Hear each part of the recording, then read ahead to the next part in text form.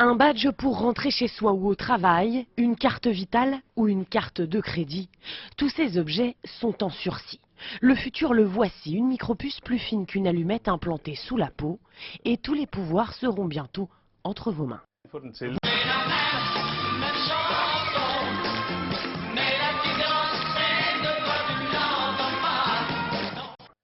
Vous pouvez débloquer votre téléphone, ouvrir votre porte, votre voiture, déclencher votre radio, enfin faire ce que vous voulez.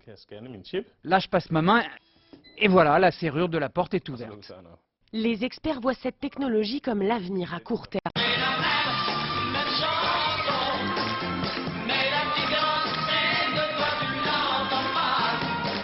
terme. Stocker des informations, des mots de passe, mais aussi du savoir en plus.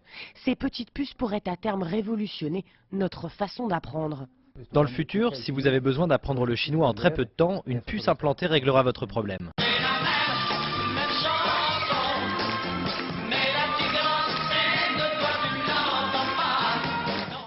Mais le but premier de ces puces est avant tout économique, inciter les consommateurs à acheter plus facilement. Certaines boîtes de nuit utilisent déjà le dispositif. Les clients y payent leur consommation d'un revers de main.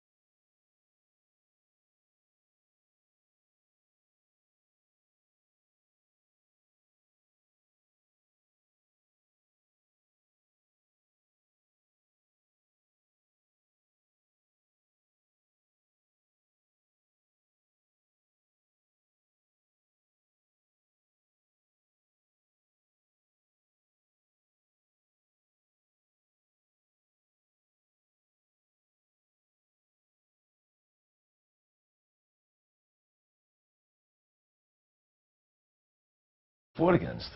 And so we have this central bank controlling us and controlling the laws of the nation. And now you see the government talking about these RFID chips going in everything that can track you wherever you go. It's going to be on your license, your driver's license by May 2008. They're telling the states you have to put these chips in the driver's licenses. It's supposed to be in credit cards. It's supposed to be in everything in the future. And they're going to chip people with it. They're going to put it into your bodies. Right, and not only in our bodies, in our wallets. You walk but you walk through a turnstile and you have a barcode on something. The transaction's done. Of course, but I'm saying to you that it goes in stages. First, so you can have it on your driver's license, you can have it on your card, but eventually it's going to end up in your hand. Yes. Right, it's going to end up in your hand. So you're going to have a homing device built into you. Right. They can track you wherever they want to track you, wherever you want. If you have a cell phone or if you have a GPS system in your car, they can do that anyway. They but can. It's just making it a lot easier. Well, I mean, you chip now, you're going to be chipped like a dog. Right. You know, if I don't want to be chipped, I'm not going to be chipped. Right. But the fact is that you know, you're not going to be able to start your computer, or you're not going to be able to have a bank account. And if you're chipped, then all money now becomes digitized. They can take the chips out of you whenever they want to. I mean, they can take your money from you whenever they want to. You have no say. And you owe us this much money. You owe us this much money, and they just take it out of your digits. Right. You know, so so you have no privacy left. Right. You know, I mean, if I don't want to have a cell phone, I can throw it away. If I don't want GPS in my car, I can get rid of it. Right. Once they want to implant you in it, and there's no more money, there's no more cash, and you're in a cashless society, you have to have that chip in you if you want to buy food, right? So, and if you protest like I do, if you fight what they're doing, they can just turn off my chip. I can't even buy food. I can't pay my bills. Right? It's total control. It's slavery. It's slavery. And these central bankers are doing that. And I'm not prepared to allow them to do it. That's why I made this movie. I want people to wake up and know what's really happening in this country and the world. That's what happened in Europe recently. They voted down the European Constitution, right? but they're not stopping. They're going forward anyway, because first they want to put the world into blocks: the Europeans, the Asians, the Americas, into and then they want to bring it all together. I mean, it's a one-world government where even voting has no more. It doesn't mean anything. I mean, think about a totalitarian country today. That's the bottom line. We live in totalitarianism, and if you want to get it back, we have to get rid of the Federal Reserve System. We have to make people have the control of their government again. Before we're all chipped? Before we're all chipped. I know I'm not going to take an ID card, you know, and nobody should take an ID card, even if it's in your driver's license. You know, because what they're going to do is say, well, everybody knows they need a driver's license, right? So we're going to put in the driver's license, which they can't turn down. So if you just had a separate ID card, you would say, well, I don't want that card, I'm not going to take it. If it's in my driver's license, I better get it because I have to drive. So they're very smart people. They put you into situations where you have to take things from them. But even if it's in the driver's license, you shouldn't take it. You know, don't take an ID card. And I'm planning a series of nationwide strikes and revolt against what's happening in the government, to wake people up, to shut down the Federal Reserve System, to stop these chips from being employed. You know, and I expect that my movie is going to raise a lot of awareness and activity from people. People start getting involved when they realize what's really happening and how all these central banks of the world are working together. I mean, sometimes you see the word New World Order, and people, oh, you're just a conspiracy nut, you know. No, you know, that's not true anymore, though, is it? Well, some people. And so I showed George Bush in the movie talking about the New World Order. You know, so, okay. And so the point is, the New World Order is really where all the governments of the world work, all the central banks of the world work together. They control the governments, and they can control the laws of the world. And we're going to have to be forced to listen to these laws. And the laws are about controlling us, not giving us freedom, you know.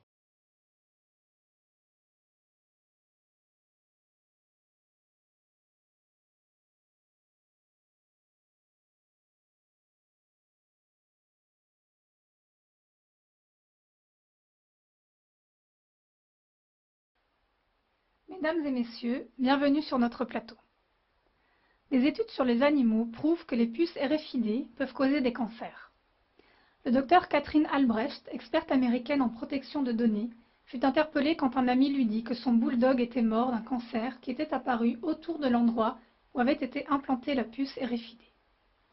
Dans ses investigations, elle trouva 8 études indiquant que jusqu'à 10% des animaux de laboratoire portant des puces avaient développé des tumeurs malignes autour de celles-ci.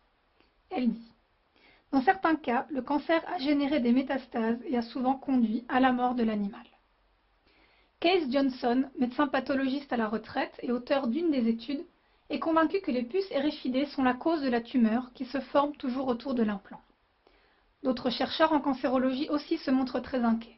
Ils soupçonnent que c'est soit une réaction de défense du corps contre l'implant, soit que le rayonnement électromagnétique de la puce stimule directement la dégénérescence des cellules.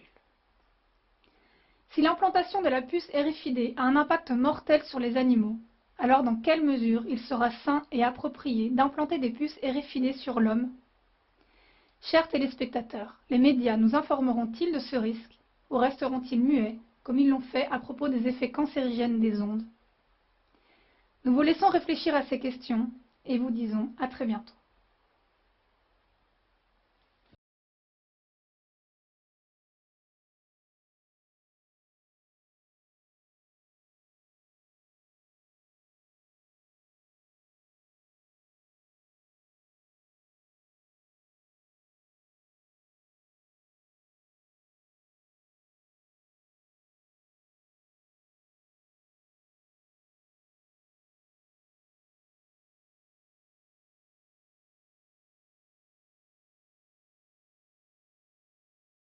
You know, Nick and I discussed many things. One of the things we discussed, or he brought up in conversation, was reducing world population, and felt that there were too many people in the world.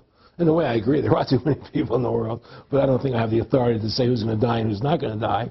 The ultimate goal that these people have in mind is the goal to create a one-world government run by the banking industry, run by the bankers, and they're doing it in sections. The European currency, the euro, and the European Constitution is one part of it.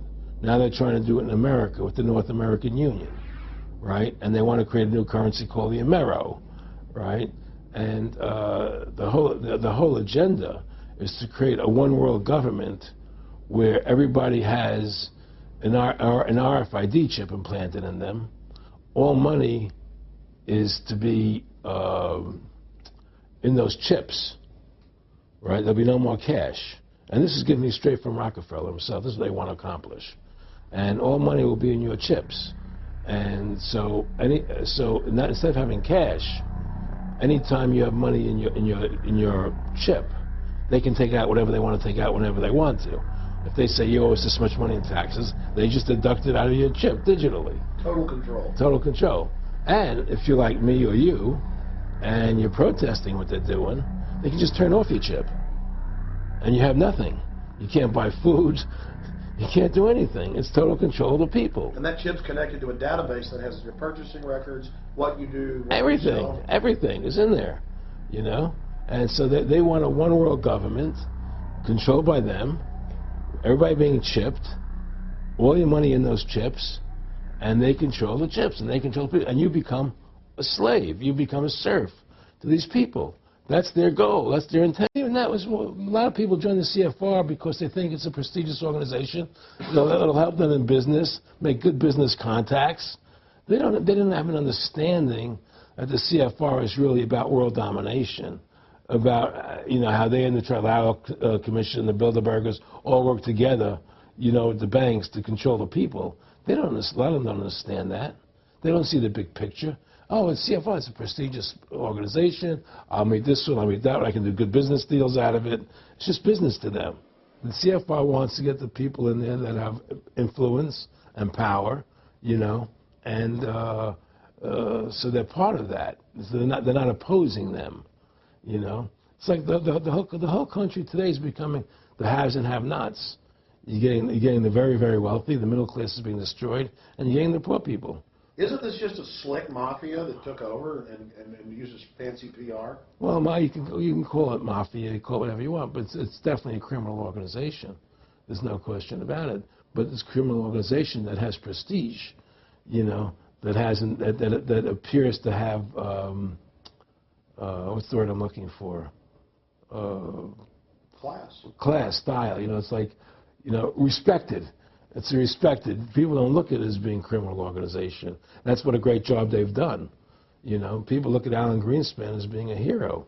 The maestro.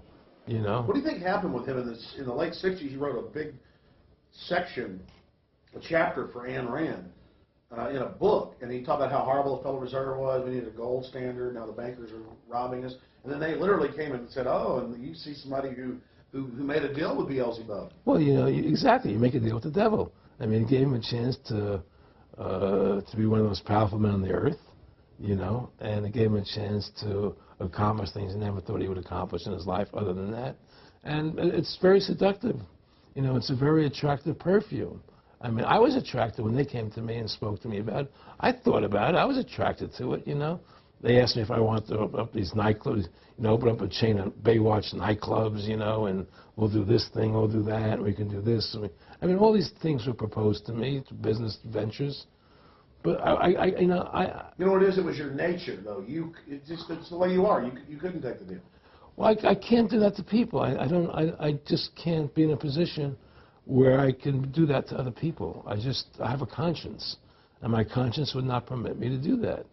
People say I'm very courageous. I don't think I'm courageous. I think I have a conscience, and my conscience doesn't allow me to do that to people. It makes me feel sick.